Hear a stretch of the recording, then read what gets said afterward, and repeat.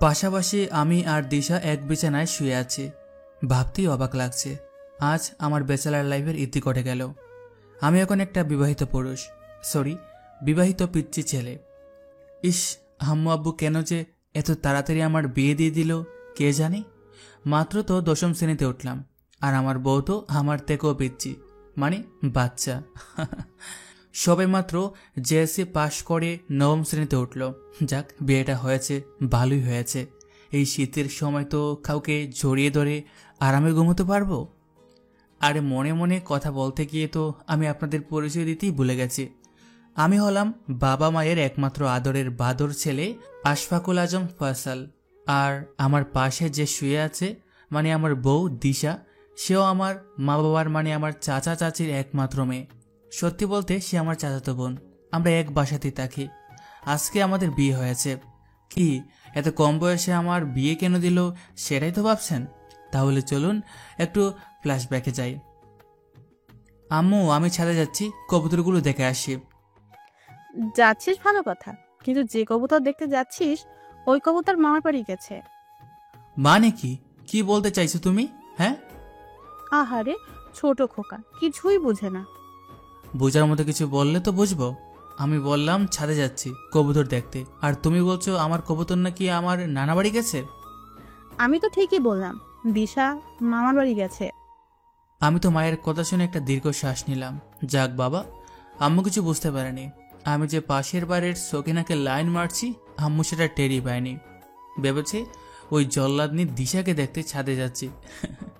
Wait wait, আম্মু দিশার কথা বললো কেন? এর মানে আম্মু কি আমাকে আর দিশাকে নিয়ে? না না, আমি কি ভাবছি, দিশা তো আমার চাচাতো বোন। আগে ডিলটা ছুঁড়ে দেখি নিশানায় লাগে কিনা। আম্মু, তুমি দিশার কথা কেন বললে? আমি কি কিছু বুঝি না নাকি? তুই যে সবসময় দিশার পিছনে আঠার মতো লেগে থাকিস, সেটা কি আমাদের চোখে পড়ে না? তার মানে আমি ঠিক যেটা ভাবছি সেটাই, আম্মু আমাকে আর দিশাকে নিয়ে সন্দেহ করে। আমি তো এই জন্যই ভাবি আম্মু আমাকে আর দিশাকে দেখে এত হাসে কেন। আম্মু ভাবে আমি দিশাকে পছন্দ করি। দূর, আমি 5G পোলা হয়ে এটা বুঝতে এত লেট করলাম। এই সুযোগটা তো হাতছাড়া করা যায় না। এবার আমার বদলা নেওয়ার পালা। এবার বুঝবে মামুনি, টুকু চুটকি ফয়সালকে জিনিস। মুখে আঙ্গুল দিয়ে ফ্যানের দিকে তাকিয়ে ভাবছি। কি রে, এত কি ভাবছিস? ছাদে যাবি না? না আম্মু, কিছু না। আমার কবুতরি যখন নেই তখন ছাদে কি করব? মন খারাপের অভিনয় করে বললাম। দেখ এবার ফয়সাল কি করে। তার মানে আমি যেটা ভেবেছিলাম সেটাই, তুই দিশাকে ভালোবাসিস? আম্মু হাসি মুখে মনে হয় অস্কার পাইছে। জি আম্মু, আমি দিশাকে অনেক লাভ করি। শুধু আমি না, সেও আমাকে অনেক লাভ করে। তীর তো ছাড়লাম নিশানায়, লাগলেই কেল্লাফাতে। আলহামদুলিল্লাহ, এতদিনে আমার মনের আশা পূরণ হলো। যা বাবা, আম্মু তো দেখছি খুশিতে পাগল হয়ে গেছে। কিন্তু কেন? আমি তো খুশি হওয়ার মতো কিছু বলিনি। বিকালে আমি মনের সুখে টিকটক ভিডিও বানালাম। রাতে থেকে বাসায় আমার রিলেটিভরা বসে আড্ডা দিচ্ছে। তারা আমাকে দেখে হাসাহাসি শুরু করলো। মনে হয় আমি কোনো জোকার। ফয়সাল, তুই কবে এত বড় হলি রে? যবে থেকে তুমি সকিনার বড় বোন জরিনার সাথে প্রেম করতা তখন থেকে। ঠেলা সামলাও, আর আসবে আমার বয়স নিয়ে কথা বলতে। আমার কথা শুনে তো সবাই চুপ। আর ভাইয়ের বউ মিলে ভাবি তো সেই মতো ভাইয়ের দিকে রাগি চোখে তাকিয়ে আছে। আমি গুনগুন করতে করতে আমার রুমে চলে এলাম। রুমে এসে তো সেই মাপের একটা শখ খেলাম। ভালোভাবে একটু রুমের চারদিকে তাকিয়ে নিলাম। না, এটা তো আমার রুমই, কিন্তু এত সুন্দরভাবে গুছানো কেন? মনে হয় আজ বাসায় পার্টি হবে, তাই আম্মু রুমটা গুছিয়ে রেখে গেছে। আমি ফ্রেশ হয়ে ফোনটা বের করে যেই টিকটক ভিডিওগুলো বানাইছি বিকালে সেইগুলো দেখছিলাম। বাহ, বেশ ভালোই তো হয়েছে। এবার এগুলো দিয়ে সকিনাকে প্রপোজ করব। এর আগে 25 বার এই টিকটক ভিডিও দেখিয়ে প্রপোজ করেছি, আরো 25 বার করব। মানলে মানবে, না হলে বলে দেব আমি অত চেষ্টা না। ফয়সাল, এই নে, এগুলো পড়ে নে। কি এগুলা? শিরোয়ানি আছে। আমি এগুলা পরে কি করব? এগুলো তো বিয়ের সময় বড়রা পরে। আমি কি জানি আর তোর বিয়ে, তাই তো তোকে সব পড়তে বলছি। বিয়ে? তাও আবার আমার মতো পিচ্চি ছেলের? How funny. তুই পিচ্ছি? এখন বিয়া দিলে কাল বাদে পরশু তুই 2 ছেলের বাপ হবি আর বলিস কিনা পিচ্ছি। ধর নে, তাড়াতাড়ি পড়ে নে। বাইরে আয়, তোর জন্য কাজী সাহেব অপেক্ষা করছে। বাবা, তোমার মাথা ঠিক আছে তো? কি সব পাগলের মতো কথা বলছো? যা বলছি তাই কর, এগুলো পরে নে। আজ তোর আর দিশার বিয়ে। আমার আর দিশার বিয়ে মানে? কেন, অন্য কাউকে আশা করেছিলে নাকি? আমি এই বিয়ে করতে পারবো না। ওকে, আমি তোর 25,000 ফলোয়ারের এফওআইডি হ্যাক করার ব্যবস্থা করছি। এই না, আমি রাজি। আমি বিয়ে করতে রাজি। অতঃপর আমার আর দিশার বিয়েটা হয়ে গেল। ভাবছি কি আর হলো কি, ভাবছিলাম দিশাকে সবার কাছে জারি শোনাবো, কিন্তু তা আর হলো কই। যাই হোক, বউটা আমার হেব্বি সুন্দর আছে। স্কুলে অনেক ছেলে তাকে লাইন মারার চেষ্টা করে, কিন্তু মোর বাচ্চা বউ কাউকে পাত্তা দেয় না। শুনলেন তো আমার সিঙ্গেল লাইফের বলিদানের কথা। এখন বাস্তবে আসুন। আমার বাচ্চা বউটাকে মায়াবী পরিলাহান লাগতেছে। নীল বেনারসিতে একদম নীল পরি লাগছে। যদিও পরি কখনো দেখা হয়নি, কিন্তু লোকে মুখে অনেক শুনেছি। ড্রিম লাইটের আলোয় তার সাদা মুখখানি দেখে আমার মনের ভিতর কেমন জানি করছে। না, এবার বাচ্চা বউটার সাথে একটু কথা বলতে হবে। আজকে যে শীত পড়েছে, মনে হয় না শুধু কম্বল দিয়ে ঠান্ডা মিটবে।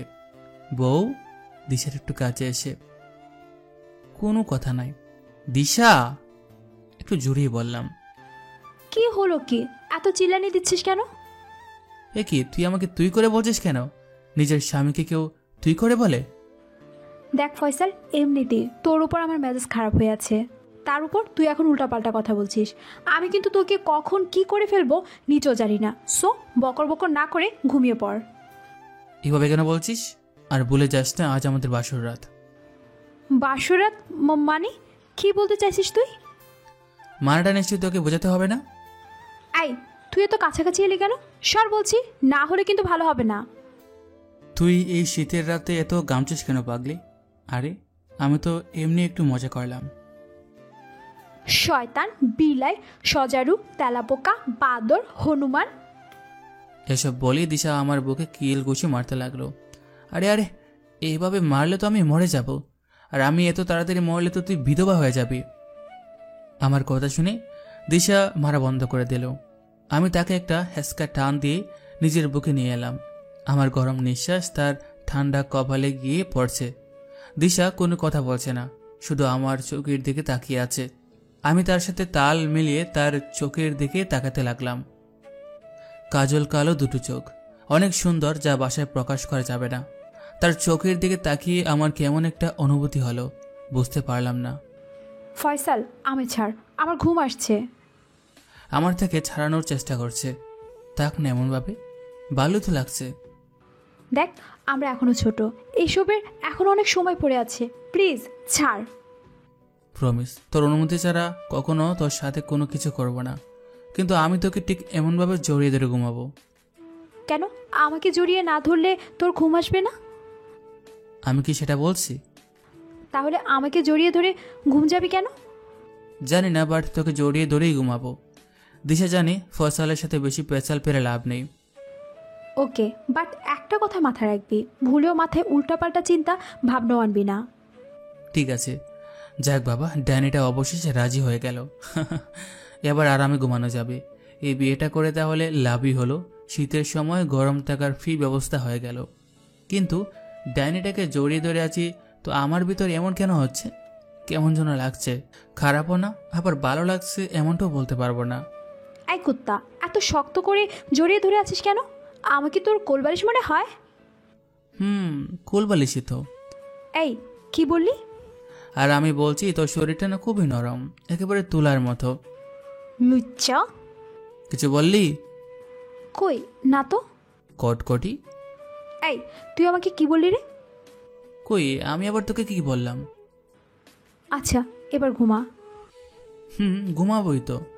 আজ কতদিনের স্বপ্ন পূরণ হলো। কত রাত স্বপ্ন দেখেছি বুকে জড়িয়ে ধরে শীতের রাতে ঘুম আসবো। তোরা কি দেখিসনি? দেখছি, কিন্তু তোকে সেগুলো বলা যাবে না। কেন বলা যাবে না? কারণ তুই এখনো বাচ্চা। আর তুই কি? তুই তো একটা পিচ্চি ছেলে। দেখবি এই পিচ্চি ছেলে কি কি করতে পারে। দিশাকে আরো শক্ত করে জড়িয়ে ধরে।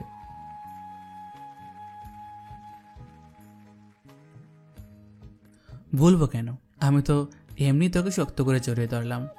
কেন, তুই কেন আমাকে এত শক্ত করে জড়িয়ে ধরবি? হ্যাঁ, আমি কি তোর কোলবালিশ যে আমাকে এমনভাবে জড়িয়ে ধরবি? আরে খুলকুল, এত চেতে যাচ্ছিস কেন? আজ তো অনেক ঠান্ডা, তাই একটু গরম থাকার জন্য তোকে জড়িয়ে ধরলাম। তুই যে কত বড় লুচ্চা সে আমি খুব ভালো করেই জানি। মানেটা কি? তুই কি মিন করতে চাইছিস? হ্যাঁ, কিছু না। আর আজেরা পেশাল বাদ দিয়ে ঘুমা, আমার অনেক ঘুম পাচ্ছে। ওকে বউ, গুড নাইট। আর কথা বাড়ালাম না, দিশাকে শক্ত করে জড়িয়ে ধরে ঘুমিয়ে পড়লাম। আগে কখনো কোনো মেয়েকে এইভাবে জড়িয়ে ধরিনি। দিশাকে জড়িয়ে ধরার পর অজানা একটা অনুভূতি হলো আমার, বেশ ভালোই লাগছিল। দিশা আমার বুকের বাঁ দিকে মাথা রেখে শুয়ে আছে। আজ নিজেকে বড় মানুষ মনে হচ্ছে। ঘুম ভাঙলো আবসা কুয়াশা ভরা সকালে। ঘুম ভেঙে যখনই নিজের জ্ঞানে ফিরি তখনই অনুভব করি কেউ অনেক শক্ত করে আমাকে জড়িয়ে ধরে আছে। আমি আমার মাথাটা বাঁ দিকে ঘোরালাম। মাথাটা ঘোরাতেই আমার ঠোঁট দুটো গিয়ে পড়ে দিশার কপালে। আমি কিসটা নিজের ইচ্ছা না করলেও আমার ভেতর অন্যরকম একটা ফিলিংস কাজ করছিল। না, আর ঘুমিয়ে থাকলে হবে না, আজ আবার একটা খেলা আছে।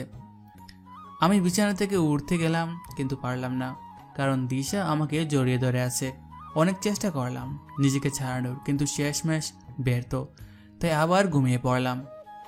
ওই ফুসু, ওঠ, অনেক বেলা হয়েছে। এই কি হ্যাঁ ওঠ বলছি, সবাই তোর জন্য নিচে অপেক্ষা করছে। ওই যা তো, আমাকে ঘুমাতে দে। দাঁড়া, দেখাচ্ছি মজা। দিশা মনে হয় চলে গেছে, যাক আর আমি একটু ঘুমিয়ে নেই। কিন্তু সেটা আর হলো না। কানের কাছে মশা গান গাইতে লাগলো। আমি চোখ খুলে দেখি দিশা আমার কান বরাবর ফোনে মশার গুনগুন শব্দ টোনটা বাজাচ্ছে। কি চান্দু, ঘুম থেকে উঠবা না? তোকে তো আমি। দিশাকে হ্যাসকা টান দিয়ে বিছানায় ফেলে দিলাম। ওই হারমি, ছাড় বলছি। দাঁড়া, আমার ঘুমের 12টা বাজানো, এবার ঠেলা সামলা। আমি আমার ঠান্ডা হাতটা দিশার গলায় রাখলাম। আম্মু, কি কেমন লাগলো? তোকে তো আমি পরে দেখে নিব। 3 মাস পর। দোস্তকে অনেক দিন থেকে একটা কথা বলবো ভাবছি, কিন্তু বলতে পারছি না। আরে দোস্ত, কি কথা, বলে ফেল। দোস্ত, ইদানিং আমি দেখছি তোর চাচাতো বোন দিশা আমাদের পাড়ার বড় ভাই জনির সাথে ঘুরে বেড়াচ্ছে। জনি মানে ওই বকাটা ছেলেটা? তুই যাকে ভেবেছিস সেই। কিন্তু তার সাথে দিশা কেন ঘুরবে? দোস্ত, সত্যি কথা বলতে দিশা তার সাথে প্রেম করে। প্রেম করে মানে? আমার বন্ধুরা এখনো জানে না দিশা আমার বউ। আসলে আমাদের পরিবার ছাড়া এই বিষয়টা আর কেউ জানে না। দোস্ত, প্রেম করতে তো মানা নেই, কিন্তু তোর বোন যার সাথে প্রেম করছে সে তো একটা পেলে ভয়। সেটা কম বেশি আমিও জানি। আচ্ছা দোস্ত, ওসব কথা বাদ দে, চল খেলতে যাই। সাকিবের কথা শুনে বুকটা কেমন দুঃখ করে উঠল। দিশা কেন কারোর সাথে প্রেম করতে যাবে? তার বিয়ে হয়ে গেছে। না, ব্যাপারটা খুঁটিয়ে দেখতে হবে। তাই তো বলি, আজকাল দিশা কেন আমার থেকে দূরে দূরে থাকে। খেলা শেষ করে একেবারে সন্ধ্যায় বাসায় ফিরলাম। বাসায় এসে ফ্রেশ হয়ে আবার রুমে চলে গেলাম। এসে থেকে দিশা বিছানায় বই রেখে খুব মনোযোগ দিয়ে ফোন টিপছে। এই বই সামনে রেখে ফোন টিপছিস কেন?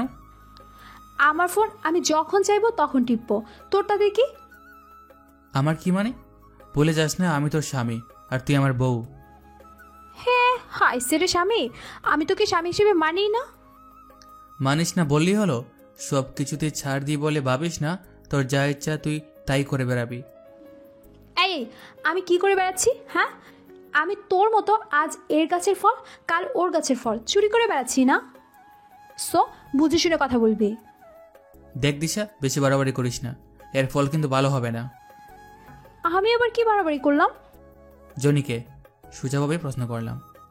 চুপ হয়ে আছে, কোনো কথার জবাব দিচ্ছে না। কি হলো, চুপ হয়ে আছিস কেন? বল জনিকে, তার সাথে তুই কোথায় ঘুরে বেরিয়েছিস? তার 2 কাঁধে হাত দিয়ে। হাস্যরা, আগে বল জনিকে, তার সাথে তোর কি সম্পর্ক? জনিকে আমি ভালোবাসি, সে আমার বিএফ। ভালোবাসিস মানে? তুই না একটা বিবাহিত মেয়ে? তো কি হয়েছে? আমি কি বলেছিলাম আম্মু আব্বুকে যে আমার বিয়ে দাও? ওকে, তোর যা ইচ্ছা তুই কর। কথাটা বলে চলে এলাম ছাদে। যদিও ছাদে অনেক শীত পড়েছে, কিন্তু মাথাটা অনেক গরম হয়ে আছে। প্রেম করা হচ্ছে না জানিস? তোর কথা ভেবে আমি মেয়েদের ট্রাঙ্কি মারা ছেড়ে দিয়েছি। কত কি ভেবে রেখেছি তোকে নিয়ে। স্কুলে কোনো মেয়ের সাথে কথা বলে না, শুধুমাত্র তুই আমার বউ বলে। আর তুই কিনা আমার কথা না ভেবে প্রেম করস। আমারই ভুল হয়েছে। আজ যদি আর 5টা স্বামীর মতো নিজের অধিকারটা বুঝে নিতাম তাহলে এত কিছু হতো না। আচ্ছা, প্রেম করছিস কর, যখন চাকা খেয়ে বেকা হবি তখন বুঝবি। একা একা নিজের রাগটা কমানোর চেষ্টা করছি। রাত প্রায় 9টা। রুমে চলে আসলাম। রুমে এসে দেখি খাটে 2টা কম্বল। বিছানায় 2টা কম্বল কেন? একটা তোর, একটা আমার। এর আগে তো আমরা এক কম্বলের নিচে থাকতাম। আগে জনি বলেছিল তোর সাথে অভিনয় করতে, তাই। মানে অভিনয় করছি? আর কিসের অভিনয়? জনি আমাকে বলেছিল আমি যদি তোর সাথে মানিয়ে চলি কিছুদিন, যতদিন না সে আমাকে বিয়ে করবে। তোর মতো একটা বাচ্চা মেয়ে এসব করলি কি করে? এত বুদ্ধি এলো কি করে তোর মাথায়? দিশিকে দেওয়ালের সাথে চেপে ধরে। ফয়সাল ছাড় বলছি, আমার হাতে লাগছে। মুখটা অন্যদিকে ঘুরে ছুটবার চেষ্টা করছে। অনেক ছাড় দিয়েছি, আর না। তুই বুঝিস না আমি তোকে ভালোবাসি? বুঝিস না আমার সবটা জুড়ে শুধু তুই? দিশার মুখের কাছে মুখ নিয়ে। ফয়সাল ভালো হচ্ছে না কিন্তু। আমি যদি জনিকে বলি তুই আমার সাথে এমন করেছিস তাহলে কিন্তু তোকে ছাড়বেই না। কি করবে আমার? হ্যাঁ, আজ দেখাবো এই ফয়সালকে জিনিস। অনেকবার বেড়েছিস তাই না? দেখ এবার আমি কি করি। দিশাকে কুলে করে বিছানায় ফেলে দিলাম। এবার বুঝবি আমি তোর কে। দেখ ফয়সাল, আমি কিন্তু এবার চিৎকার করব। কর, সমস্যা নেই। আর চিৎকার করে তুই কি বলবি? দিশার 2 হাত বিছানার সাথে চেপে রেখে। প্লিজ ফয়সাল ছেড়ে দে আমায়, তুই আমার এত বড় সর্বনাশ করিস না প্লিজ। আর কোনো কথা বলতে দিলাম না। আমার ঠোঁট দিশার ঠোঁটে মিলিয়ে দিলাম। প্রায় 3 মিনিট পর ছাড়লাম। প্লিজ ফয়সাল এমন করিস না প্লিজ। ছাড়া পেয়ে দিশা কাঁদতে কাঁদতে কথাটা বলল। দিশার চোখের পানি দেখে ছেড়ে দিলাম। তার চোখে পানি দেখে নিজেকে অমানুষ মনে হচ্ছিল। অনেক মায়া লাগছিল তাকে দেখে। সরি, মাথা ঠিক ছিল না। দিশা দেওয়ালে হেলান দিয়ে হাঁটু জোর করে হাঁটুতে মাথা দিয়ে বসে আছে। সরি বললাম তো। দিশা আমার কথার উত্তর না দিয়ে বসা থেকে উঠে চুপচাপ খাটের এক পাশে গিয়ে শুয়ে পড়ল। আমি আর কথা না বাড়িয়ে কাঠের অন্য পাশে গিয়ে ঘুমিয়ে পড়লাম। সকালে ঘুম ভাঙতে দেখি দিশা আমার পাশে নেই। এটা কি হলো? সে তো কখনো আমার আগে ঘুম থেকে ওঠে না। যাকে আমি মুখটা ধুয়ে নিই, আজকে আবার পড়তে যেতে হবে। মুখ ধুয়ে গাড়ি ব্যাগ নিয়ে চলে এলাম স্যারের বাড়িতে। পড়া শেষ করে আবার বাসায় চলে আসলাম। বাসায় আসতে দেখি সবাই কেমন করে যেন আমার দিকে চেয়ে আছে। ভালোভাবে খেয়াল করতেই দেখি আব্বুর হাতে একটা বেতের লাঠি আর চাচির পিছনে দিশা দাঁড়িয়ে আছে। আবার চোখের জলও দেখতে পাচ্ছি। কোনো কিছু বুঝে ওঠার আগেই আব্বু আমাকে পিটাতে লাগলো। আমার গাড়ির ব্যাগ মাটিতে পড়ে গেল। আব্বু আমাকে মারছো কেন? তোর এত বড় সাহস, তুই আমার লাঠি ধরিস? তোকে তো আজ মেরে ফেলবো। আমার দোষ কি সেটা তো বলবে। কোন অপরাধে আমাকে মারা হচ্ছে সেটা জানার অধিকার তো আমার আছে। বিয়ে হওয়ার 3 মাস না যেতেই বউয়ের গায়ে হাত তুলিস, বউকে বাজে ভাষায় গালি দিস। আজ তোর মারতে মারতে মেরেই ফেলবো। আমার আর বুঝতে বাকি রইল না আব্বু কেন আমাকে মারছে। আমার চোখ থেকে পানি পড়ছে, কিন্তু আমি স্টিল দাঁড়িয়ে আছি। আম্মু, চাচি, দিশা সবাই আমার মার খাওয়া দেখছে। বাড়ির সবাই আব্বুকে অনেক ভয় পায়, তাই কেউ আমাকে বাঁচাতে আসছে না। আব্বু আমাকে অনবরত মেরেই চলেছে। একসময় দেখলাম আম্মুর চোখে পানি। বুঝতে পারছি আমার মার খাওয়া দেখে আম্মুর অনেক কষ্ট হচ্ছে। এরপর থেকে দিশার গায়ে হাত তুললে তোকে এই বাড়ি থেকেই বের করে দেব। আমি কোনো কথা বলছি না, চুপচাপ নিচে তাকিয়ে আছি। কান দিয়ে যেন আগুন বের হচ্ছে। এমন করে মানুষ গরুকেও মারে না, কিন্তু আজ আমাকে আব্বু মারলো। এই প্রথম আব্বু আমার গায়ে হাত তুললো। তাহলে ভাবুন দিশা আমার নামে কত কি লাগিয়েছে আব্বুর কাছে। আর হ্যাঁ, আজ থেকে তুই আর দিশা আলাদা থাকবি, ঠিক আগে যেভাবে থাকতি। কথাগুলো বলে আব্বু চলে গেল। আব্বু যেতে আম্মু, চাচি দৌড়ে আমার কাছে এলো। বাবা, তোর খুব লেগেছে তাই না? যখন মারবে তখন পালিয়ে যেতে পারলি না? ইস, মেরে পুরা শরীর রক্তে লাল করে ফেলেছে। ছাড়ো আমায়, আমি রুমে যাব। আম্মু আর চাচিকে সরিয়ে। বাবা রাগ করিস না, জানিস তো দাদাকে আমরা কতটা ভয় পাই। ওই হারামিটা যে কি করে বলে থাকে কে জানে। আব্বু চল, তোর গায়ে একটু তেল মালিশ করে দেয়। তার কোনো দরকার নেই, সরো তোমরা। আমি তাদের কাছ থেকে নিজেকে ছাড়িয়ে ধীরে ধীরে ছোটো ছোটো পায়ে ঘোরাতে ঘোরাতে আমার রুমের দিকে এগোতে থাকলাম। দিশা আমার দিকে ভয় ভয়ে তাকাচ্ছে।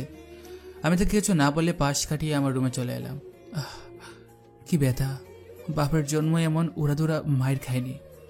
মানুষে তো আমার নামে আব্বুর কাছে নালিশ করতো, তবু আব্বু আমাকে কখনো মারেনি, শুধু জাড়ি দিয়েছে। আজ দিশার জন্য আমাকে। দিশা, তোকে আমি ছাড়বো না। তোর জন্য এত মায়ের খাইলাম, সবচেয়ে বড় কথা তুই আমার নামে আব্বুকে বানিয়ে বানিয়ে মিথ্যা বলেছিস। আমার সব সহ্য হয়, কিন্তু কেউ আমার নামে মিথ্যা বললে একদম সহ্য হয় না। ক্লাস 4-এ একবার স্যারের কাছে আমার নামে একজন মিথ্যা বলছিল আমি নাকি পরীক্ষায় নকল করি। শালারে আমি স্যারের সামনে অনেক মেরেছিলাম। ড্রয়ার থেকে একটা পেন কিলার আর একটা গ্যাসের ওষুধ বের করে খাইলাম। সারাদিন রুমে ছিলাম। সে সকালে রুমে এসেছি, এখনো বের হয়নি। আমরা অনেক ডেকেছে খাওয়ার জন্য।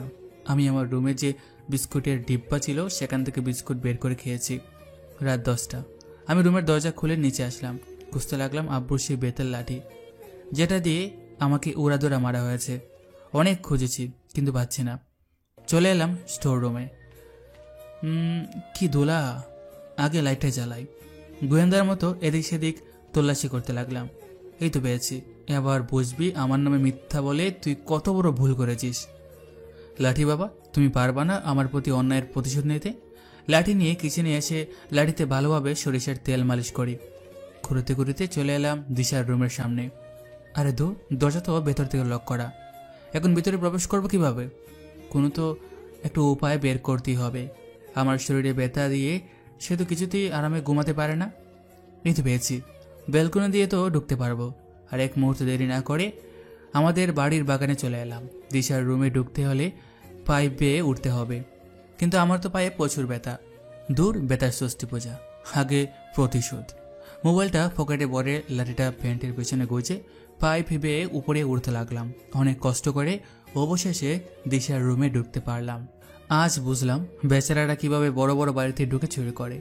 রুমে হালকা লাল রঙের ডিম লাইট, রুমে সবকিছু লালচে দেখাচ্ছে। এসব কিছুর মধ্যে বেশি ফুটে উঠছে দিশা। সাদা রঙের একটা নাইটি পরে আছে। আমি আস্তে আস্তে পা টিপে টিপে দিশার মাথার পাশে গিয়ে বসলাম। ঠিক বাচ্চাদের মতো করে শুয়ে আছে।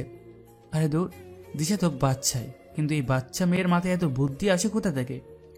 আমি আমার ডান পাশের কেহনা একটা বালিশের উপর রেখে তাতে আমার শরীরের এক পাশ বর দিয়ে শুয়ে পড়লাম। এভাবে দিশার মুখটা দেখতে অনেক ভালো লাগছে। খুব ইচ্ছা করছে দিশার এলোমেলো চুল নিয়ে খেলা করতে। বেশ কয়েকদিন হলো দিশাকে জড়িয়ে ধরে ঘুমাই না। আজ একটু জড়িয়ে ধরে ঘুমাই, একটু ঘুমিয়ে নিই, তারপর আমার বাচ্চা বউকে বেত দিয়ে পিটাবো। বেত আমার পাশে রেখেছে। আমি আর 7-5 না ভেবে দিশাকে জড়িয়ে ধরলাম। আমি জড়িয়ে ধরতেই বেশ খানিকটা নড়ে চড়ে উঠল। আমি একটু কৌশল করে দিশাকে আমার দিকে ঘুরিয়ে নিই। চোখটা বন্ধ করে কিছুক্ষণ ঘুমানোর চেষ্টা করলাম, কিন্তু ঘুমার আসে না। বারবার দিশার গরম নিঃশ্বাস আমার টুটে এসে পড়ছে। কেমন একটা অস্থির লাগছে আমার, কেমন একটা অনুভূতি হচ্ছে। হার্টবিটও দেখছি বেড়ে গেছে। আমার শরীরের পশম সব দাঁড়িয়ে গেছে। স্বাভাবিক নিঃশ্বাস নিতেও আমার কষ্ট হচ্ছে, তাই জোরে জোরে নিঃশ্বাস নিতে লাগলাম। আমার চোখ আটকে গেছে দিশার ঠোঁটের উপর। আমি আমার নিজের প্রতি নিজেই কন্ট্রোল হারিয়ে ফেলছি। দিশার গরম নিঃশ্বাস আমায় মাতাল করে দিচ্ছে। আমি আলতো করে নিজের ঠোঁট দিশার ঠোঁটে স্পর্শ করাই। কিছুক্ষণ ওইভাবেই থাকি। আমার এখন কি করতে মন চাইছে সেটাই বুঝতে পারছি না। নিজেকে হারিয়ে ফেলছি সেই মাতাল করা অনুভূতিতেই। আমি দিশাকে আরো শক্ত করে জড়িয়ে ধরি। এমনভাবে ধরেছি যাতে সে আমার সাথে মিশে যায়। কে তুই? তুই এখানে কি করছিস? তোকে পিড়াতে এসেছি। এখন শক্ত করে জড়িয়ে ধরে আছি। মানে? আর আমাকে এইভাবে ধরে আছিস কেন? ছাড় বলছি, ছাড়। 2 হাত দিয়ে ছাড়ানোর চেষ্টা করছে। ছাড়বো না, আরো শক্ত করে ধরি। ফয়সাল, আমি কিন্তু চিৎকার করব। কর, নো সমস্যা। মুখটা দিশার ঠোঁটের দিকে এগিয়ে নিয়ে আমি কিন্তু সত্যি চিৎকার করব। কর, মানা করছে কে? আম্মু! আমি আমার ঠোঁট দিশার ঠোঁটে লাগিয়ে দিলাম। আমার জিহ্বা দিশার মুখের ভিতর নীতি সে আমার জিহ্বায় কামড় দেয়। সাথে সাথে আমি দিশার ঠোঁট থেকে আমার ঠোঁট সরিয়ে নেই। দিশা ছাড়া পেয়ে আবারও চিৎকার দিতে চায়। আমি হাত দিয়ে তার মুখ চেপে ধরি। আবার যদি চিল্লানি দেওয়ার চেষ্টা করিস তাহলে তোর কিছু গোপন পিক যে আমি তোর রুমে এসে তুলেছি সেগুলো নেড়ে ছেড়ে দেবো। দিশার মুখ থেকে হাত সরিয়ে। কিসের পিকের কথা বলছিস? এই ধর কিছু হট পিক, এখনো জড়িয়ে আছে। প্লিজ এমন কিছু করিস না। ওকে, করবো না, বাট আমার একটা ইচ্ছা পূরণ করতে হবে। তুই নিজেই মিথ্যা বলিস, তাও বুঝতে পারলি না আমি তোকে এখন মিথ্যা বললাম। কি ইচ্ছে? আমাকে লিপ কিস করতে দিতে হবে, তো আমি যতক্ষণ চাইবো। কি কি বলি তুই? তোর কি মাথা খারাপ হয়েছে? আমার মাথা ঠিক আছে। আমি তোর নেশায় হারিয়ে গেছি। তোর টুটে অদ্ভুত এক স্বাদ আছে, আমি সেই স্বাদ আবার নিতে চাই। ছি, তোর লজ্জা করে না একটা মেয়েকে এভাবে বলতে? তুই তো আমার বউ, বাচ্চা বউ। আমার মনের কথা, আমার চাওয়া পাওয়া সব তো তোকেই বলবো। তোর বইয়ের গুষ্টি ক্যাথায় আগুন, ছাড় আমাকে। আমি দিশার কানের কাছে মুখ কেশিয়ে তাকে বললাম, তোর পিকগুলো কি তাহলে? আমার কথা শেষ হওয়ার আগে। প্লিজ ফয়সাল, এমন কিছু করিস না। কেউ নিজের বইয়ের এরকম পিক নেটে ছাড়ে বল? তাহলে মানছিস তুই আমার বউ? কেন এমন করছিস? ছেড়ে দে না আমায়। ছেড়ে কি করে দিই বল? তোর জন্য আজ আব্বু প্রথমবার আমার গায়ে হাত তুলেছে, এর শাস্তি তো তোকে পেতেই হবে। ওকে, আমায় ছেড়ে তোর যা শাস্তি দেওয়ার দে। হুম, তোকে তো আজ ছাড়বো না। ভেবেছিলাম তোকে আজ কাঠের সাথে বেঁধে বেত দিয়ে পিটাবো, কিন্তু তোর গোলাপি ঠোঁট আর গরম নিঃশ্বাস আমায় পাগল করে দিয়েছে। দেখ, জনি যদি জানতে পারে তুই আমার সাথে এমন বিহেভ করেছিস, তাহলে কিন্তু সে তোর খবর করে ছাড়বে। দিশার মুখে জনি নাম শুনে মাথা গরম হয়ে গেল। আমি দিশার চুলের মুড়ি ধরে টান দিলাম। কি করবে তোর সেই জনি? আমার একটা লুমো বেকা করার ক্ষমতা নাই তার। ফয়সাল, আমার লাগছে। আমি দিশার চুল ছেড়ে দিলাম। তার তত্ত্বের নিচে আলতো করে একটা চুম্বন খেলাম। সে হালকা কেঁপে উঠল। তার কাঁপুনি আমাকে আরও মাতাল করে দিল। আমি তার গলার চারিপাশে পাগলের মতো চুমু খেতে থাকলাম। দিশা জুড়ে জুড়ে শ্বাস নিচ্ছে। ফয়সাল প্লিজ ছেড়ে দে। আমি দিশার কথায় কান দিলাম না। দিশার দুই হাত বিছানার সাথে চেপে ধরলাম। তার ঠোঁট আমার ঠোঁটে লাগিয়ে সেই অদ্ভুত স্বাদ নিতে লাগলাম। অজানা এক অনুভূতি কতক্ষণ এভাবে ছিলাম জানি না। একটা সময় দেখি দিশার কোনো রেসপন্স নেই। আমি দিশাকে ছেড়ে দিই, কিন্তু তার কোনো প্রতিক্রিয়া নেই। চোখ বন্ধ করে শুয়ে আছে। আমি দিশার নাকের কাছে আমার দুইটা আঙ্গুল ধরলাম। না, শ্বাস তো চলছে। তাহলে দিশা কি ঘুমিয়ে পড়লো? আমি তাকে ধাক্কাতে লাগলাম, কিন্তু সে উঠছে না। আমি বেশি ভয় পেয়ে গেলাম। দিশার কিছু হলো না তো? টেবিলে রাখা পানির গ্লাস থেকে হাতে কিছু পানি নিয়ে দিলাম তার মুখে ছিটা। চোখের পাতা নড়ে উঠল। গ্লাস আবার টেবিলে রেখে দিলাম। দিশা চোখ খুলে আমার দিকে কেমন করে যেন তাকালো। সরি, আমি বুঝতে পারিনি তুই জ্ঞান হারিয়ে ফেলবি। রাখ তোর সরি, সব কিছু শেষ করে এখন সরি। হ্যাঁ, সব কিছু কয়? আমি তো শুধু কিস করেছি, আর তো কিছু করিনি। হো, এখন তাহলে আমার শরীর ভোগ করতে চাস? নে, ভোগ কর। নিজেকে আমার কাছে এগিয়ে দিয়ে। আমি কি সেটা বললাম? আমাকে কি তোর অমন ছেলে মনে হয়? হ্যাঁ, হাইসে রে ভালো ছেলে। তুই কেমন ছেলে আমি খুব ভালো করে বুঝে গেছি। বাচ্চা একটা মেয়ে, এত কিছু বুঝিস কি করে? তোকে এত কিছু জানতে হবে না, এখন যা আমার রুম থেকে। এক ধাক্কা মেরে বিছানা থেকে ফেলে দিল। ওরে মারে, আমার কোমর গেল রে। ওই হারামজাদা, চিল্লাচ্ছিস কেন? শেষ, তোর বরের মাজা শেষ। সরি, আমি তোকে এত জোরে ধাক্কা দিতে চাইনি। এক হাত কান ধরে। আচ্ছা, যা হওয়ার হয়ে গেছে। এখন আমাকে বিছানায় নিয়ে অনেক ঘুম পাচ্ছে। তোর ঘুম পাচ্ছে তো তোর রুমে বিছানায় গিয়ে ঘুমা।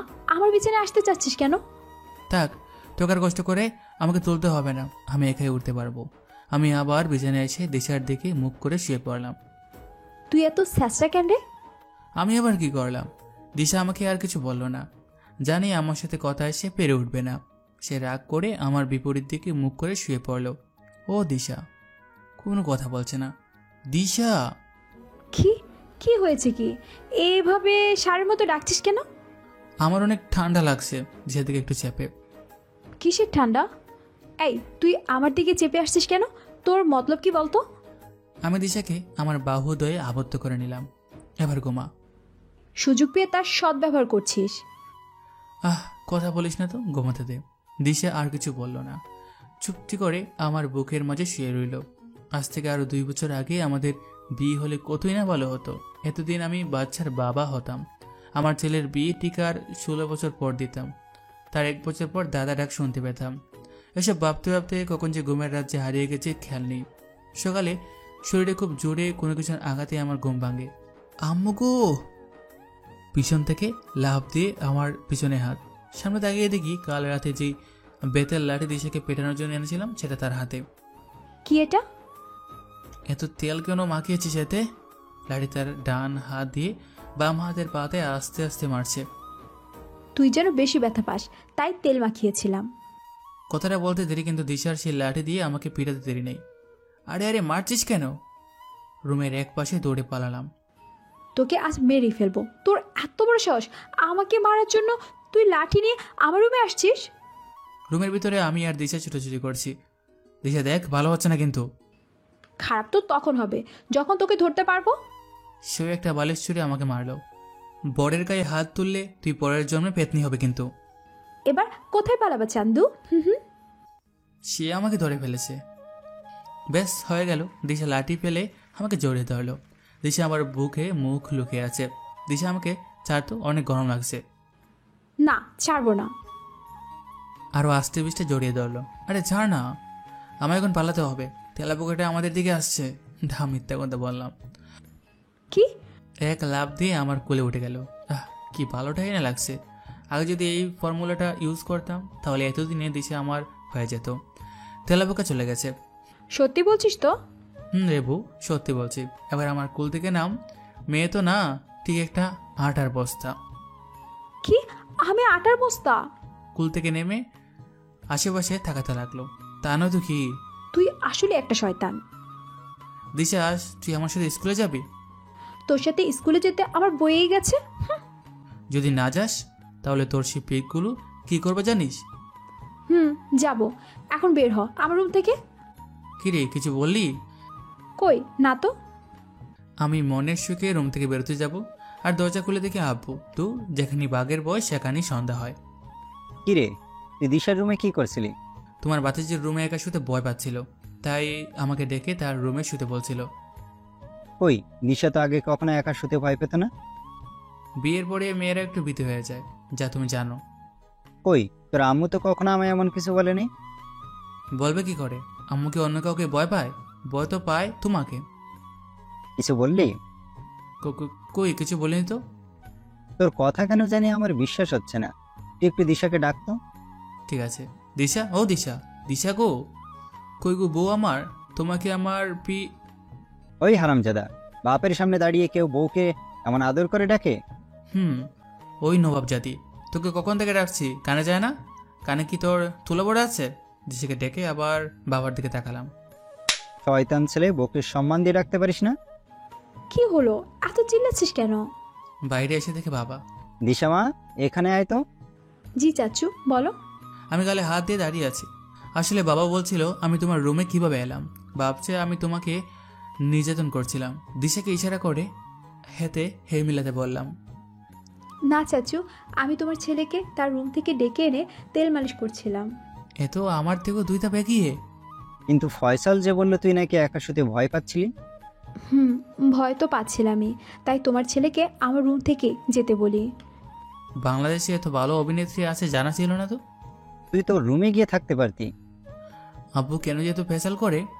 চাচু, তুমি ভুলে গেলে, তুমি তো তোমার ছেলেকে বলেছিলে যেন তার রুমে আমি না থাকি, তাই সে আমার রুমে এসেছে। বাহ, চমৎকার। এমনই তো চাই। এমনি কি তোকে আমার ছেলের বউ করেছি? চাচু। আব্বু চলে গেল, আর আমি মুখ হা করে দিশাকে দেখছি। এটা মেয়ে না অন্য কিছু?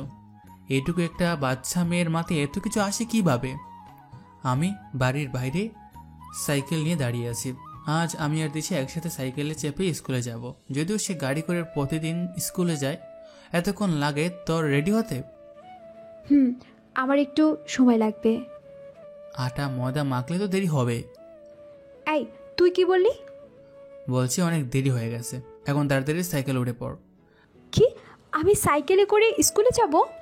না, প্লেনে করে যাবি। আমি তো কোনোদিন সাইকেলে চড়িনি। তো এখন চড়বি। আমি বসবো কোথায়? পিছনে তো বসার কোনো জায়গাই নেই। সামনে বস। দিশাকে সাইকেলের সামনে বসিয়ে স্কুলে চলে এলাম। স্কুলের সবাই আমাদের দিকে চোখ বড় বড় করে তাকাচ্ছে। মনে হচ্ছে আমরা কোনো এলিয়েন। টিফিনে আমরা সব বন্ধুরা বসে আড্ডা দিচ্ছি। তখনই আমার এক বন্ধু এসে বলল, দিশা নাকি টিফিন পালিয়ে লেকের পাড়ে জনির সামনে প্রেমের আলাপন করছে।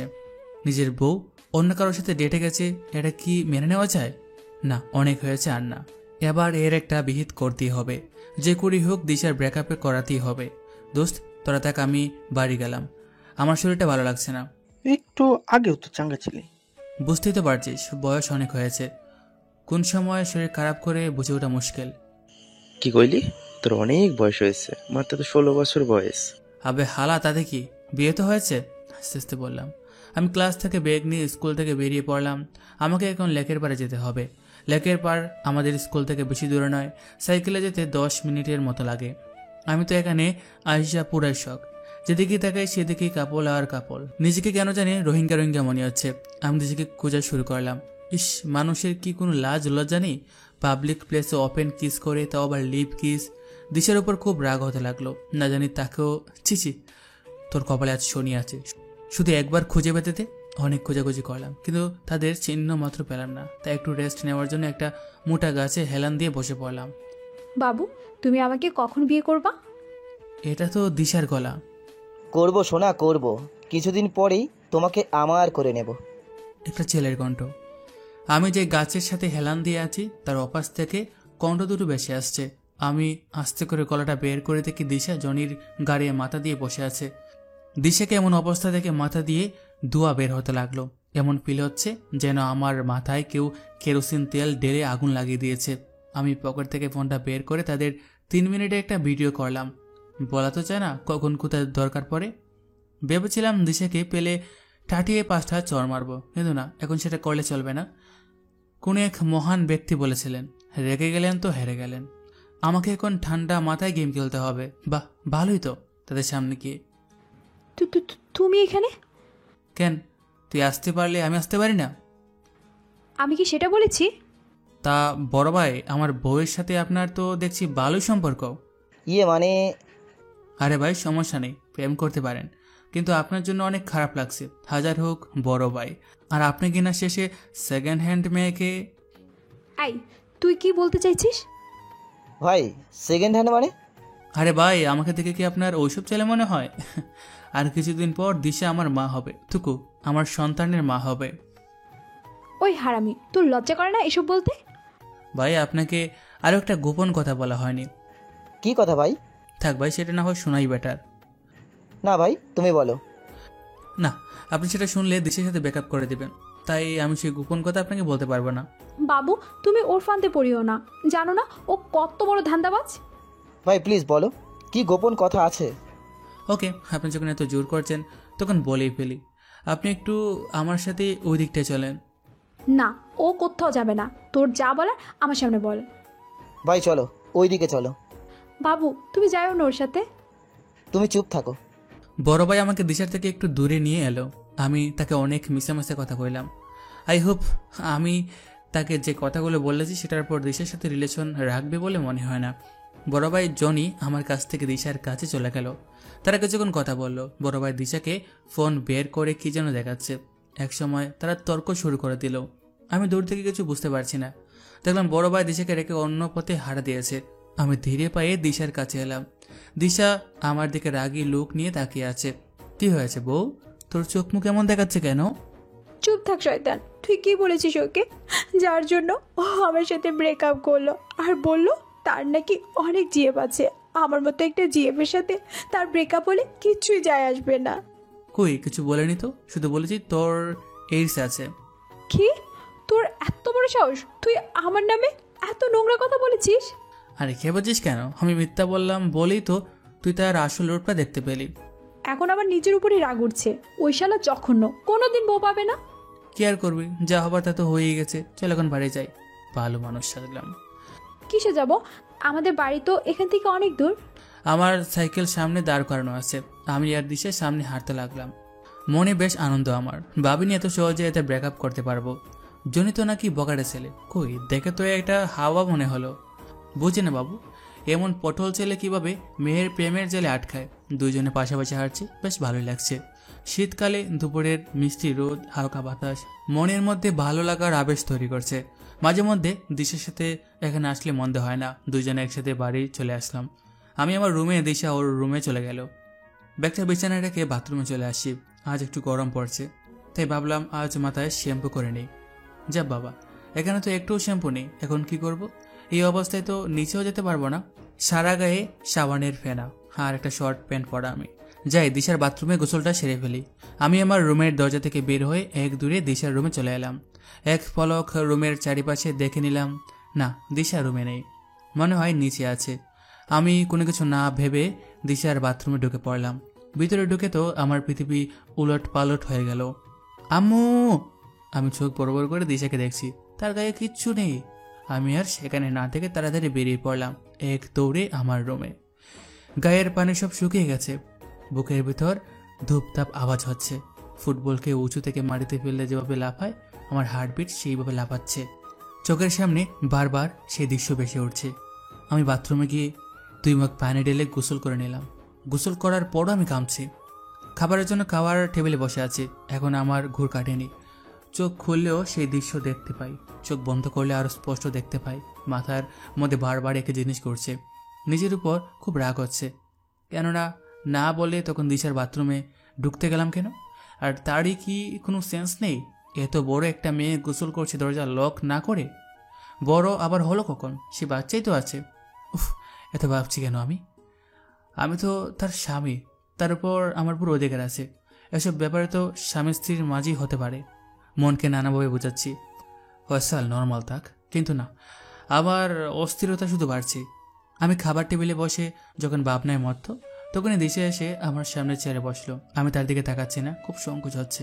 কি রে খোকা, তখন থেকে দেখছি চুপচাপ বসে আছিস, কোনো কথা বলছিস না। আগে তো কোনোদিন চুপচাপ থাকিসনি। কিছু না ছোট আম্মু, দুপুরে তোমার মেয়ে কথাটা বলে দাঁতের দাঁত চাপলাম। কি আমার মেয়ে বলে থেমে গেলি কেন? আমি দিশার দিকে তাকালাম, সে মাথা নিচু করে আছে, মনে হয় অনেক লজ্জা পেয়েছে। আসলে তোমার মেয়ে। আবার থেমে গেলি কেন? আম্মু, আমার খুব ক্ষুধা পেয়েছে, তাড়াতাড়ি খেতে দাও। ছোট আম্মু, আমারও খুব ক্ষুধা পেয়েছে, খেতে দাও। দিচ্ছি দাঁড়া। উফ, বাঁচলাম। দিশা ভালোই জন্য টপিক বদলে দিল, আর আমার মুখেরও বলিহারি। কোনো কিছু না ভেবে কথা ফসকে যায়। ফয়সাল, তোরা আবু বলে গেছে তোরা দুজনে একসাথে এক রুমে থাকিস। বেশি কিছু বললাম না। আমি আর তোর ছোট আম্মু একটু তোর নানুর বাসায় যাব। আজ রাত থেকে কাল সকালে আসবো। তোর আব্বু ও চাচু কেউ মনে হয় আজ ঢাকা থেকে ফিরবে না। তোরা দুইজনে আবার ঝগড়া করিস না। আমিও যাব তোমাদের সাথে। তোকে যেতে হবে না, তুই ফয়সালের সাথে বাড়িতেই থাকবি। আমি খাওয়া শেষ করে আমার রুমে চলে এলাম। শরীরটাও কেমন ম্যাচ করছে। বিছানায় শুতেই কখন যে ঘুমিয়ে পড়ছি সঠিক বলতে পারবো না। ঘুম থেকে উঠে দেখে দিশা আমার পাশে শুয়ে আছে। আমি ওয়াশরুমে গিয়ে ফ্রেশ হলাম। ফ্রেশ হয়ে নিচে চলে এলাম। ও, ঘুম থেকে উঠে পড়েছিস? আমরা তো তোর রুমেই যাচ্ছিলাম। তোমরা কি এখনই বের হবা? এখনই বের হব। তোরা থাক, আমরা গেলাম। আর দিশা মামুনির খেয়াল রাখবি। ছোট মেয়ে তো, একটু বুদ্ধি কম, একটু মানিয়ে থাকিস। আচ্ছা। বুদ্ধি কম? ওর লুমে লুমে বুদ্ধি। ভালোভাবে থাকিস কেমন? আম্মু আর চাচি চলে গেল। আমি বাসার দরজা লাগিয়ে সোফায় বসে টিভি অন করে তামিল মুভি দেখতে লাগলাম। রাত অনেক হয়েছে। দিশা আমার পাশে বসে বসে বই পড়ছে। আমি শুয়ে শুয়ে ফোন টিপছি। হঠাৎ আমার মাথায় শয়তানি বুদ্ধি চাপলো। দিশা, একটু নিচে যাবি প্লিজ? কেন? এক গ্লাস পানি নিয়ে আসবি, আমার গলা শুকিয়ে গেছে। যাচ্ছি। দিশা রুম থেকে বেরিয়ে গেল। আমিও তার পিছু পিছু চলে আসলাম। দিশা সিঁড়ি দিয়ে নিচে চলে আসলো। আমি সিঁড়ি দিয়ে পাশে একটা জায়গায় বসে পড়লাম। দিশা পানি নিয়ে উপরে আসলে আমি আচমকা বেরিয়ে পড়ব, আর সে ভয় পেয়ে যাবে। বেশ মজা হবে।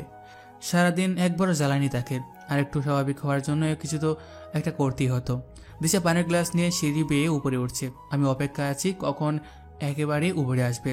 দিশার সিঁড়ির শেষ পর্যায়ে আমিও হাউ শব্দ করে বেরিয়ে পড়লাম। তারপর দিশার জুড়ে একটা চিৎকার। চোখের সামনে দিশা সিঁড়ির উপর থেকে নিচে গড়িয়ে গড়িয়ে পড়ল। আমি ছুটে নিচে চলে এলাম। দিশার মাথা থেকে অনেক রক্ত ঝরছে। আমি দিশাকে অনেক ডাকছি, কিন্তু সে কোনো সাড়া দিচ্ছে না। মুহূর্তের মধ্যেই সাদা ফ্লোর লাল বরণ ধারণ করলো। আমি দিশার মাথা আমার কোলে করে ধাক্কাচ্ছি। সে কোনো রেসপন্স করছে না।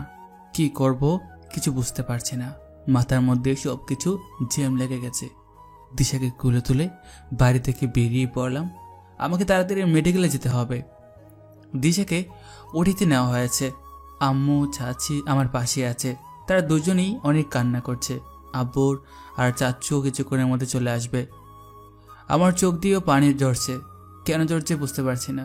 আগে যখন দিশা ছুট পেয়ে বাসায় আসতো, আমি তখন খুব হাসতাম। দিশার ব্যথা আমি আনন্দ পেতাম। তবে আজ কেন আমার এত কষ্ট হচ্ছে? এমন কেন মনে হচ্ছে কেউ বুকে হাতর দিয়ে আঘাত করছে? এর নামে কি ভালোবাসা? হয়তো হ্যাঁ, আমি দিশাকে ভালোবেসে ফেলেছি, খুব বেশি ভালোবেসে ফেলেছি। ওটি রুমের সামনে বসে বসে ভাবছি এসব। তখনই আব্বু আর চাচুর আগমন। চাচু এসে কান্না শুরু করে দিল। চাচাকে কখনো এইভাবে কাঁদতে দেখিনি। কাঁদবেই না বা কেন? একমাত্র মেয়ে তার। মেয়ের আদরে যেন কমতি না পড়ে তাই আর কোনো সন্তান নেননি। অবশ্য আমাকে চাচি নিজের ছেলেই ভাবে। আমার তো মনে হয় আমার আব্বুর থেকে চাচি আমাকে বেশি ভালোবাসে। কি করে হলো এসব? আব্বু আমার কাছে আসে। আসলে আব্বু কথা শেষ করার আগেই ঠাস ঠাস করে কয়েকটা চর বসিয়ে দিল। মেডিকেলের সবাই তখন আমাদের দেখছে। তুই কি কখনো মানুষ হবি না? আর কত জ্বালাবি আমাদের? এখন মনে হচ্ছে আল্লাহ কেন আমাকে বাবা হওয়ার সুযোগ করে দিয়েছিল। তোর জন্ম না হলেই তো ভালো হতো। তোর জন্য এলাকার মানুষের কাছে কত কথা শুনতে হয়, আর আজ তোর জন্য আমার মামনিটা মরতে বসেছে। তোর সাথে দিশার কেন বিয়ে দিয়েছি জানিস? যাতে সে আমাদের থেকে দূরে না থাকে। আর আজ তোর জন্য ওইটুকু একটা মেয়ে মরতে বসেছে। আমি চাই না তোর জন্য ওর কোনো ক্ষতি হোক। আমি আর রিস্ক নিতে চাই না। তুই আজকেই আমার বাড়ি থেকে বের হয়ে যাবি, আর কখনো তোর মুখ যেন আমাদের দেখতে না হয়। তুমি এসব কি বলছো? তোমার মাথা ঠিক আছে তো? আমার মাথা ঠিক আছে, চলে যেতে বলে তোমার ছেলেকে। আমি ওর মুখও দেখতে চাই না। দাদা, ফয়সাল আমাদের ছেড়ে কোথায় যাবে? সে তো ছোট ছোট মানুষ, একটা না হয় ভুল করে ফেলেছে, তাই বলে তুমি তাকে এত বড় শাস্তি দেবে? আমি তাদের কোনো কথা শুনতে চাই না। ও যদি চলে না যায় তাহলে আমি বাড়ি ছেড়ে চলে যাব। না আব্বু, তোমাকে কোথাও যেতে হবে না, আমি চলে যাব। কি বলছিস আব্বু? কোথায় যাবি তুই? আম্মু আমার কাছে আসে। আম্মু শুনলে না আব্বু কি বললো? আমি যদি চলে না যাই তাহলে সে নাকি তোমাদের ছেড়ে চলে যাবে। তার বাড়ি গাড়ি, সে কেন আমার মতো বাদুরের ছেলের জন্য বাড়ি থেকে চলে যাবে? এত কথা বলিস কেন? দূর হয় এখান থেকে, আর কখনো যেন তোর মুখ না দেখি। চলে যাই শহর থেকে, দূরে কোথাও চলে যা। আব্বু চলে যাব, শুধু যাওয়ার আগে একটিবার দিশার মুখটি দেখতে চাই। না বাবা, তুই কোথাও যাবি না। তুই চলে গেলে আমি কাকে নিয়ে থাকবো? কে আমার সাথে সারাক্ষণ শয়তানি করবে? আমি তো সারা জীবনের জন্য যাচ্ছি না, একদিন না একদিন ঠিকই ফিরে আসবো। যেদিন ফিরে আসবো সেদিন আব্বুকে মানুষের কাছে কথা শুনতে হবে না।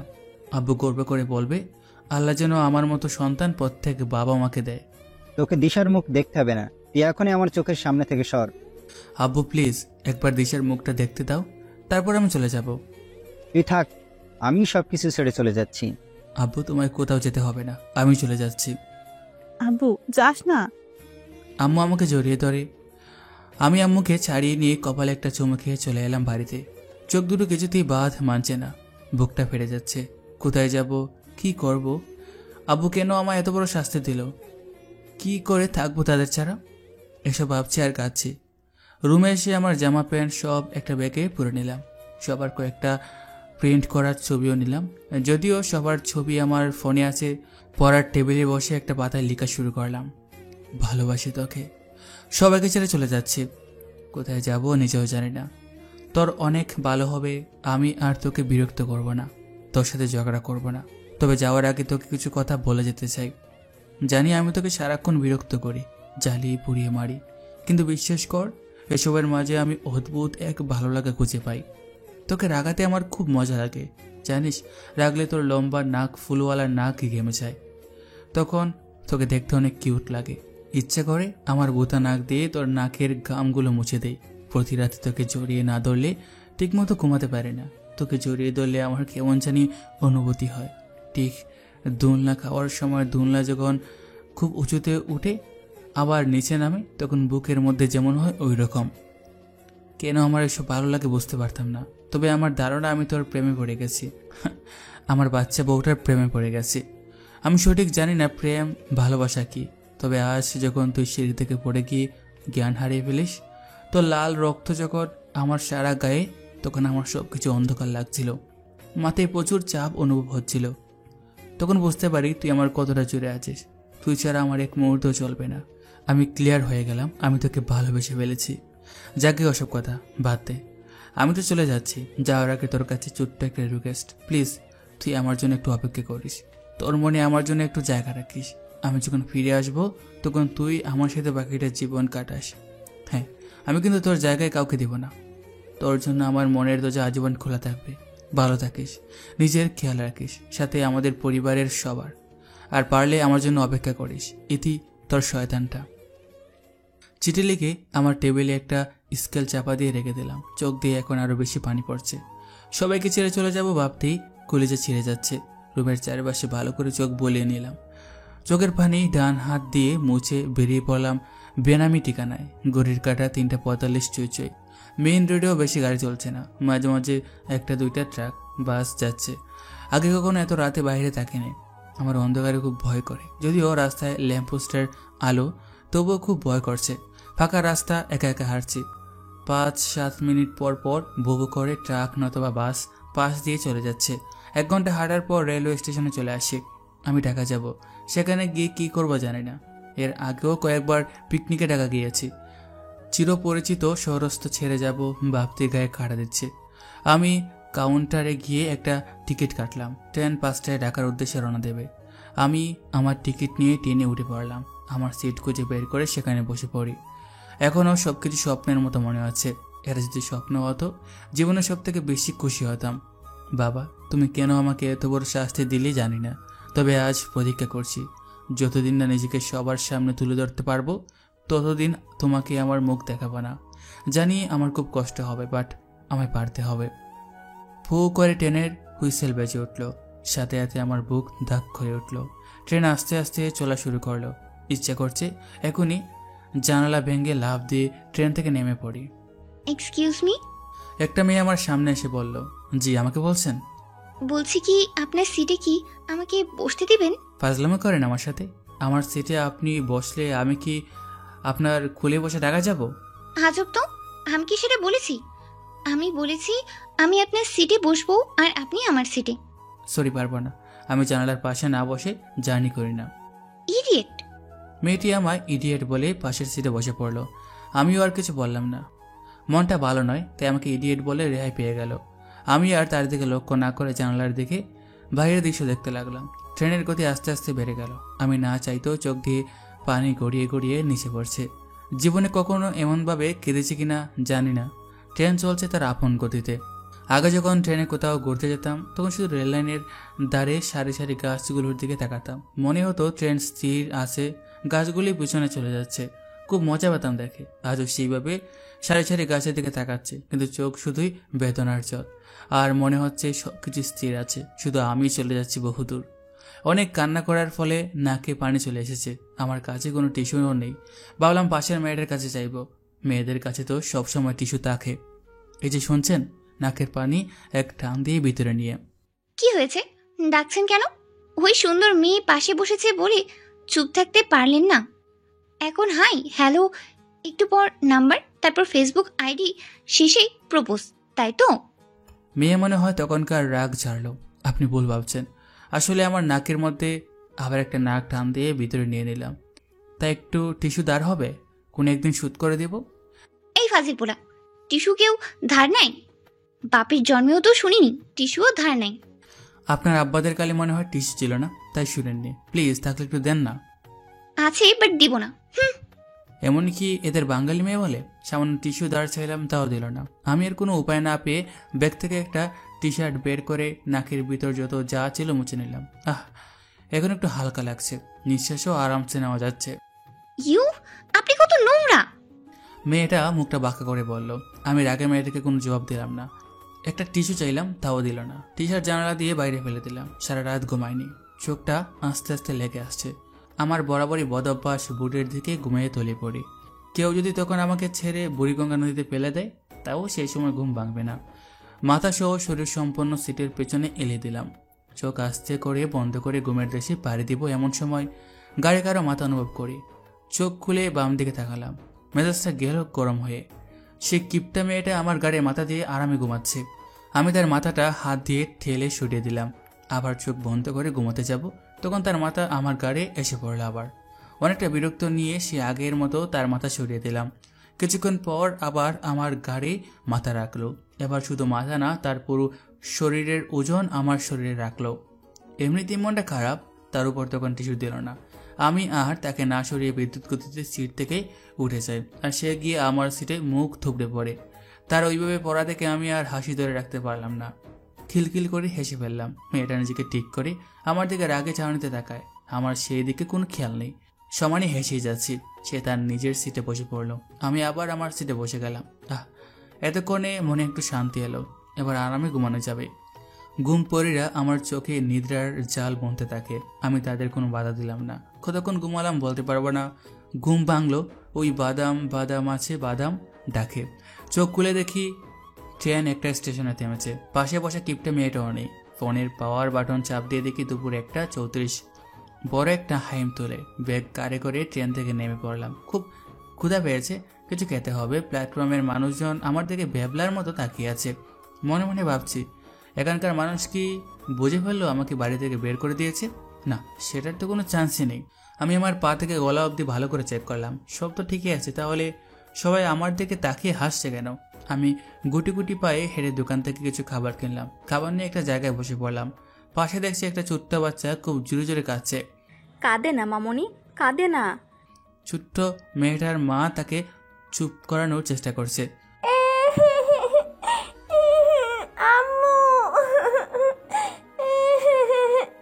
মামনি, ওই দেখ জোকার ভাইয়া। আমার দিকে আঙ্গুল দেখিয়ে আমি আমার পেছনে আশেপাশে তাকালাম। কই, কোথা তো কোনো লোক নাই, তাহলে জোকার আসলো কোথা থেকে? অবাক করার বিষয়, বাচ্চাটা আমাকে দেখে হে হে করে হাসছে। চোখে পানি, তাও হাসছে।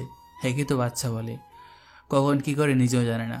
ধন্যবাদ ভাইয়া, আপনি এখানে না আসলে মেয়েটাকে চোপাতেই পারতাম না। আমি আবার কি করলাম আপু? বোরাবু তার ব্যাগ থেকে তার মেকআপ বক্স খুলে আয়নাটা আমার মুখের সামনে ধরলো।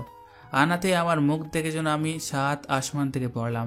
আর এক মুহূর্ত সেখানে বসে না থেকে টেপের কাছে চলে আসি। মুখটা ভালো করে কষলে ধুয়ে ফেলি। ফোনের স্ক্রিনে তাকিয়ে দেখি সবকিছু উঠে গেছে। তাই তো বলি, সবাই আমার দিকে অমন করে তাকিয়ে কি দেখছিল? পুরো মুখে লাল লিপস্টিক, কালো কাজল, মাস্কারা, আইলাইনার দিয়ে আমাকে মেয়ে বানিয়ে দিয়েছে। এটা নিশ্চয়ই ওই টিস্যু কিপটা মেয়েটার কাজ। আমি দোকান থেকে একটা টাইগার নিলাম।